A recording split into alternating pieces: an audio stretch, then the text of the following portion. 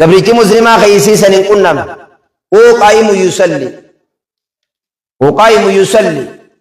على دابته صلاتاتي المراد بالساعة الجزء من الزمان. وفي حديث جابر يوم الجمعة 12 ساعة أذن جابر ويان جمعة ساعة خد لمجي إن النهار 12 ساعة ويان جاه جد جاه عشان الرأي قال يهنج جاء بكشني يجوا بابني ميكا بار شان جاء موشن تكلم السدي أفور شان شنيغاي جها أما تاك جنة ملوي لكوديمنا سعاشن شنن كن يبوني فيه الرنما ميكا نمجي مرساتا كجامي ملايكان قد دقالي تكرر لما هنگا کرتے تو في مرسال ميسا جنة مالهم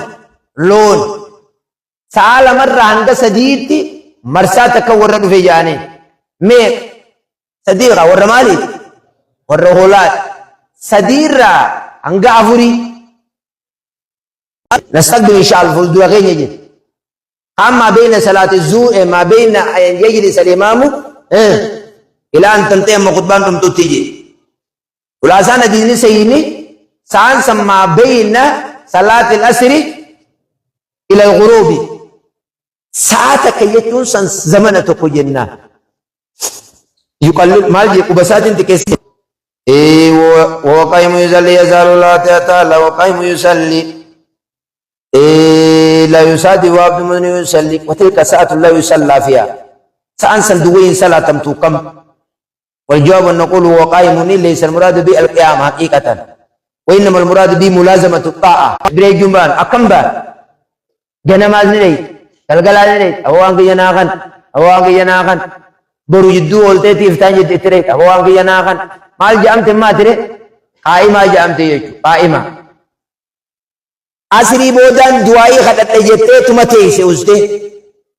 يو اتلي واجبت انگسر زان سيجر افتغتين جتني سنو أم جمع أسري بودول انتم بفن خائق دعائي ونو آكا سمالالي سي يا لكم الله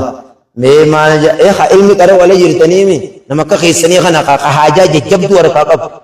يا رب نر على يا رب علمي تننا خنيخا على النجباب تقول لا نمن ندي بسنيخا يا رب تنين درساك على سنة قالت بإمام الفايل وأشار بيت يقللها وفي رواية وأشار النبي والمعنى أن وقتها قليل والغرض من ذلك الترغيب فيها ولا السخاس يصير وهي ساعة خفيفة يصير ساعة سبلوجي وبيسات تلمامية هنجنتك جيك وبيسات الله هنجنتك والذي ينبغي لكل مذ الاجتهاد في الدعاء